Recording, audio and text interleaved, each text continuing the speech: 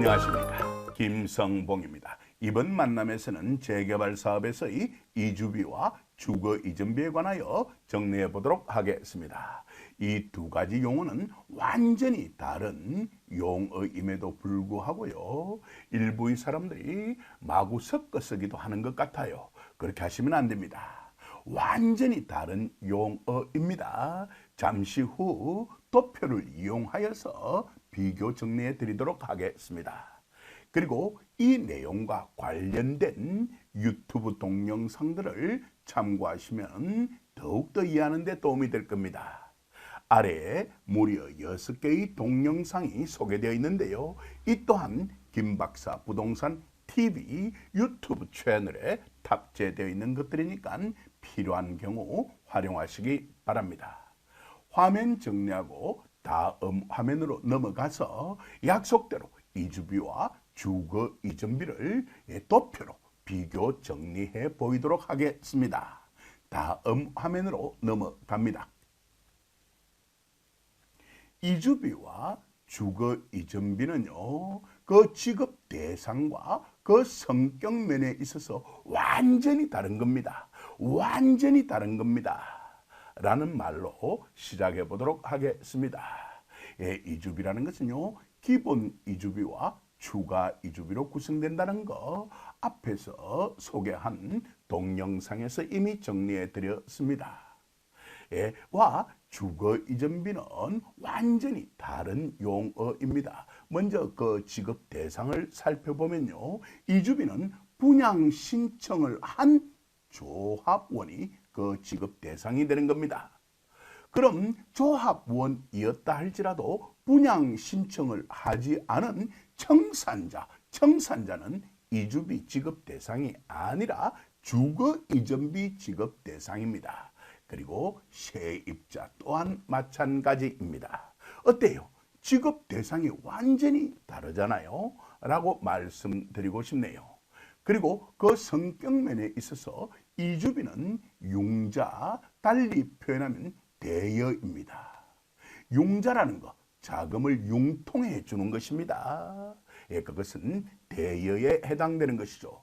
표준국어 대사전의 대여는 물건이나 돈을 나중에 도로 돌려주기라고, 이거는 갚아야 됩니다. 도로 돌려주기라고 얼마 동안 내어주는 것을 나타낸다라고 정의하고 있습니다. 반면에 주거 이전비의 성격은 보상입니다. 보상이라는 것은 쉽게 말하면 다음에 돌려주지 않아도 되는 겁니다.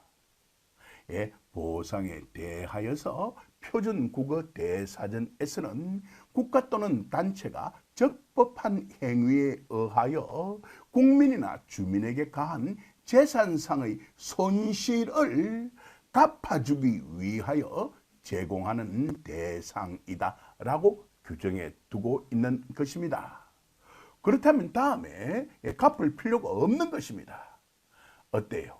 이주비와 주거 이전비는 그 어떤 경우에 있어서도 섞어 써서는 안 되는 완전히 다른 용어입니다. 그 지급 대상과 그 성격면에 있어서 말입니다. 이쯤 해두고요, 다음 화면으로 넘어가서 법령 규정도 살펴보고 판례도 한번 살펴보도록 하겠습니다. 이왕 시작하였으니까 말입니다. 화면 정리하고요, 다음 화면으로 넘어가겠습니다. 약속대로 법령 규정부터 정리해 보도록 하겠습니다. 도시 및 주거환경정비법 제61조 임시거주시설, 임시상가의 설치 등의 이주비에 관한 암시가 제시되어 있습니다. 자, 확인해 보도록 하겠습니다. 이러한 제61조는요, 총 5개 항으로 구성되어 있는데 편의상 제2항부터 제5항까지는 생략을 하고요, 제1항 간단하게 정리해 보도록 하겠습니다. 사업 시행자는 말입니다. 조합 방식을 취할 때는 조합이 되겠죠. 이러한 사업 시행자는 주거 환경 개선 사업 및 재개발 사업, 그렇다면 재건축 사업은 해당이 없습니다.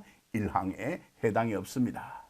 주거 환경 개선 사업 및 재개발 사업의 시행으로 철거되는 주택의 소유자, 철거되는 주택의 소유자, 조금 더 확장시켜 보면 이분들이 분양 신청을 한 조합원에 해당될 때입니다. 여기까지도 핵심적인 내용은 파악가 있을 것으로 믿습니다. 자, 또는 세입자에게 해당 정비구역 안과 밖에 위치한 임대주택 등의 시설에 임시로 거주하게 하거나 라고 법령에는 규정되어 있습니다만은 그 실내는 없습니다. 그 실제적인 예는 없으니까 이 부분 일단 무시해도 상관없습니다. 자, 대신 이란 세입자분들에 대해서는요, 토지보상법을 준용하여서 주거 이전비 구별되고 있죠. 이주비와 동산 이전비, 영업보상 등을 주게 되는 것입니다. 자, 그럼 다시 돌아갑니다. 그래서 이러한 철거되는 주택의 소유자, 분양 신청을 한 조합원입니다.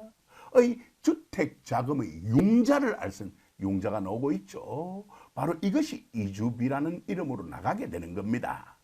자, 주택 자금의 융자를 알선하는 등 임시거주에 상응하는 조치를 하여야 한다라고 규정해 두고 있습니다. 이것에는 일반적으로 입주 시 변제를 하게 되는 이주비도 있고요. 그리고 조합이 부담하는 이사비 등도 있습니다. 여기까지도 핵심적인 내용 파악하였을 것으로 믿습니다.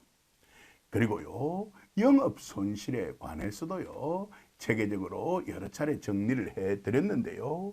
영업 손실 보상액의 산정은 여러 가지 요소가 관련되어 있기 때문에 그건 토지보상법 제26조 협의 등 절차의 준용, 제28조 재결의 신청, 제68조 보상액의 산정, 제82조 보상협의회, 그리고 토지보상법 시행규칙 제47조 영업의 휴업 등에 대한 손실의 평가 등을 참고하시면 좋을 것 같습니다. 라고 말씀드리고 싶네요.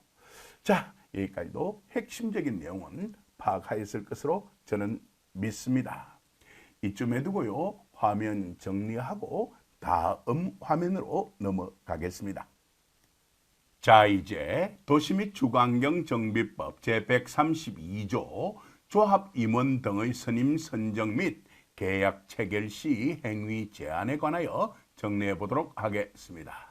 두 개의 항으로 구성되어 있는데요. 그중 제1항은 조합 임원 등의 선임 선정에 관한 규정입니다.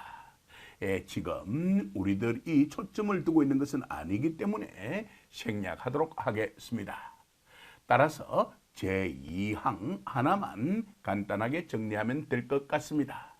제2항은요, 2022년 6월 10일 신설되어 6개월 후인 2022년 12월 11일 시행된 것입니다.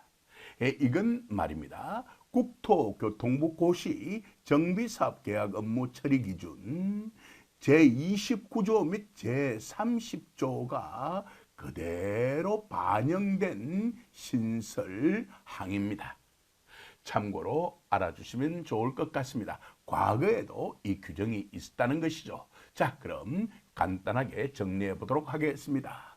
건설업자와 등록사업자는 일명 시공자라고 불리는 것이죠. 시공자라고 불리는 것입니다. 쉽게 말하면 시공자는 시공과 관련 있는 행위만 하라는 겁니다. 시공과 관련이 없는 행위를 하여서는 아니 된다라는 그런 규정입니다. 어때요? 핵심적인 내용 바로 파악되었죠. 자, 나머지 내용들 확인해 보도록 하겠습니다. 건설업자와 등록사업자는 제29조에 따른 계약의 체결과 관련하여 시공과 관련이 없는 사항으로서 다음 각호 두 가지 호가 있는데요. 그중 제2호는요. 재건축 사업과 관련된 것이기 때문에 우리들이 초점을 두고 있는 내용, 즉 재개발 사업에서의 이주비와 주거 이전비에는 해당 사항이 없기 때문에 지금 잠시 접어두도록 하겠습니다. 따라서 그 아래 있는 시행령 제96조의 2의 제2항 또한 이렇게 연결되어 있기 때문에 잠시 접어둘 수가 있을 것입니다. 여기까지도 핵심적인 내용은 파악하였을 것으로 믿습니다. 자, 그럼 도시및주거환경정비법 제132조 제2항 제1호 정리해 보도록 하겠습니다. 이사비, 이주비, 이주촉진비, 그 밖에 시공과 관련이 없는 사항에 대한 금전이나 재산상 이익을 제공하는 것으로서 대통령령, 구체적으로 시행령 제96조 2입니다. 로 정하는 사항이라고 규정해 두고 있습니다. 자, 그럼 이제 도시 및 주거환경정비법 시행령 제96조 2 제한이 금지되는 사항에 두 개의 항으로 구성되어 있는데요. 이번에도 제1항만 정리하면 될 것입니다. 제2항 지금 정리할 필요가 없다는 거 이미 말씀드렸습니다. 그리고 제96조 2라는 조문 전체가 신설된 것입니다. 2022년 12월 9일 말입니다. 시행은 2022년 12월 11일이었습니다. 자, 그럼 제1항 확인해 보도록 하겠습니다. 법 제132조 제2항 제1호에서 대통령령으로 정하는 사항이란 다음 각호의 사항을 말한다라고 규정해 두고 있습니다. 추가적인 설명 자체가 필요 없겠죠. 자, 제1호입니다. 이사비, 이주비, 이주촉진비 및 그 밖의 시공과 관련이 없는 금전이나 재산상 이익을 까지는 제2호와 동일합니다. 자, 그렇다면 제2호는 이 부분 따로 정리할 필요가 없을 것 같아요. 제1호와 여기까지는 동일하니까요. 좋습니다. 자, 제1호 되돌아갑니다. 무상으로 제공하는 것을 금지하겠다는 겁니다. 금지하겠다는 겁니다. 그렇다면 유상으로 제공하는 것은 가능하다고 할 수가 있을 것입니다. 그 다음 제2호 정리해 보도록 하겠습니다. 이러한 것을 무이자나 그럼 무이자를 금지한다는 것은 또 길은 열립니다. 유이자는 길을 열어두겠다는 겁니다. 그리고 제한 시점에 은행법에 따라 설립된 은행 중 전국을 영업구역을 하는 은행이 적용하는 대출금리 중 가장 낮은 금리보다 더 낮은 금리로 대여하는 것을 금지하겠다는 것은요, 또 길은 열려 있습니다. 가장 낮은 금리보다도 조금 더 높으면은 일부러 조금 안 하고 좀 강조하기 위해서 조금 하였습니다. 더 높으면은 가능하다는 겁니다. 금지되지 않는다는 것입니다. 어때요? 여기까지도 핵심적인 내용 제대로 파악하였을 것으로 믿습니다. 그래서 법령은 항상 이렇게 구멍이 있는 것 같아요. 자, 여기까지도 핵심적인 내용은 파악하였을 것으로 믿고요. 화면 정리하고요. 다음 화면으로 넘어가도록 하겠습니다. 예고드렸던 대로 판례, 대법원 판례 세 가지 정리해 보도록 하겠습니다. 다음 화면으로 넘어가겠습니다. 예고드렸던 대로 판례, 구체적으로 대법원 판례 세 가지 정리해 보도록 하겠습니다. 먼저 2006년 4월 27일 선고 2006 두 2435 판결 요지 정리해 보도록 하겠습니다. 핵심적인 사항 위주로 정리하도록 하죠. 이주하는 주거용 건축물의 세입자 나타났죠. 세입자 나타났죠. 에게 지급하는 것이 바로 주거이전비와 이사비라는 것도 이미 약속에 두었고요. 이건 말입니다. 사회 보장적인 차원에서 지급하는 검원의 성격을 갖는다라고 할 수 있는 겁니다. 예, 손실을 보상하기 위하여 그냥 주는 겁니다. 되갚는 것이 아닙니다. 라고 말씀드릴 수 있겠죠. 예, 이주하게 되는 주거용 건축물의 세입자로서 모든 세입자에게 주는 것이 아니라요. 조건이 있는데 그 요건 확인해 보도록 하겠습니다. 먼저 이주하게 되는 주거용 건축물의 세입자이어야 되고요. 그리고 사업인정 고시일 등 당시 또는 공익사업을 위한 관계 법령에 의한 고시 등이 있은 당시 당해 공익사업 시행지구 안에서 3개월 이상 거주한 자에 해당하는 세입자이어야 하고요. 그리고 이분들께서는 이후의 사업 시행자의 주거이전비 산정 통보일 또는 수용 개시일까지 계속 거주할 것을 요함이 없습니다. 계속 거주할 필요는 없습니다. 이 요건까지만 충족시키면 되겠다라는 겁니다. 여기까지도 핵심적인 내용 파가 있을 것으로 믿습니다. 위 사업 인정 고시일 등의 주거 이전비 그리고 이사비 청구권을 취득한다라고 볼 수 있다는 것입니다. 이러한 주거 이전비와 이사비 청구권을 취득하니까 그 청구권을 가지고 요구하면 되는 겁니다. 이제 여기까지도 이해하셨을 것으로 믿습니다. 그리고 이사비의 경우에 있어서는요. 실제 이전할 동산의 유무나 다과를 묻지 않고요. 같은 법 시행규칙 제55조 제2항 거기에 별표사가 있는데요. 그 별표사에 규정된 금액을 지급받을 수 있다라고 판시하고 있습니다. 그리고 이러한 별표사에 따라서 여러분들이 직접 계산할 필요는 없다라는 거 잘 알고 계실 것으로 믿습니다. 한국부동산원 이 정도만 적을게요. 웹사이트에 접속해 보시면요. 바로 이사비와 주거 이전비를 자동 계산해낼 수 있는 자동 계산기가 탑재되어 있습니다. 그걸 활용하시면 여러분들이 만약 이 요건에 맞는 세입자라면 지급받을 주거 이전비와 이사비를 자동적으로 산출해낼 수 있습니다. 이러한 내용 또한 앞서 소개드렸던 동영상에 담겨 있으니까 필요하면 확인해 보시기 바랍니다. 자, 이쯤 해두죠. 이쯤 해두고 화면 정리하고요. 대법원 판결 2가지 더 확인하고 이번 만남 마무리 짓도록 하겠습니다. 그렇게 하기 위하여 다음 화면으로 넘어가겠습니다. 자, 약속대로 대법원 판결 2가지가 제시되어 있습니다. 먼저 전자부터 다루어 보도록 하겠습니다. 방금 전에 다루었던 대법원 판결은 세입자에 관련된 것입니다.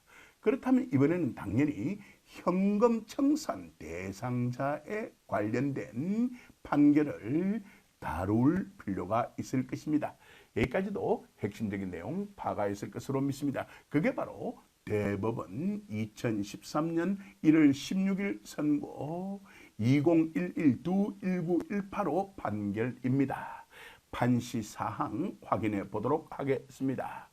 주거용 건축물의 소유자 중 현금 청산 대상자에 대하여도 주거 이전비, 이사비를 지급해야 하는지 여부에 대해서 대법원에서는 적극 쪽의 편을 들었습니다. 긍정하였다는 겁니다. 그렇습니다. 라고 판단을 내렸다는 것입니다. 여기까지도 핵심적인 내용 제대로 파악하였을 것으로 믿습니다. 그럼 현금 청산 대상자 또한 주거 이전비와 이사비를 지급받을 수 있는 것입니다. 그 다음 대법원 판결 하나 더 다루어 보도록 하겠습니다. 2017년 10월 31일 선고 2017두 40068 판결입니다.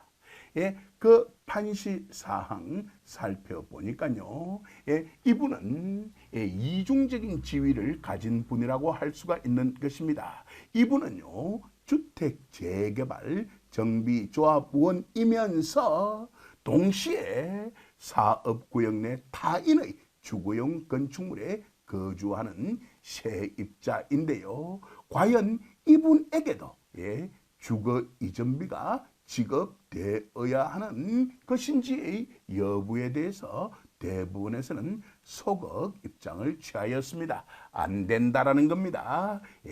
부정하였다는 겁니다. 부정하였다는 겁니다.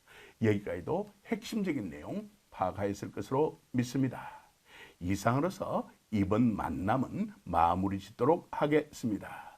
긴 시간 동안 경청해 주셔서 감사합니다.